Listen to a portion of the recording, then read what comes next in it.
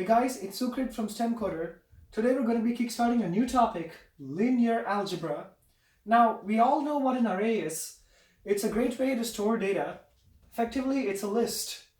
It can be a list of my classmates' ages. It can be a list of the video game scores my friends got. But there's one problem. Arrays are one-dimensional. That means I can only store data in a straight list. But what if I want to store data in a two-dimensional format? Well, that's why we got matrices. A matrix is, simply put, a two-dimensional array. Now, matrices are slightly different from arrays. In an array, we only had one dimension, the length. But in matrices, we have two dimensions, the number of rows and the number of columns. This over here is a 4 by 5 matrix because it has 4 rows and 5 columns. Hence, it's a 4 by 5 matrix.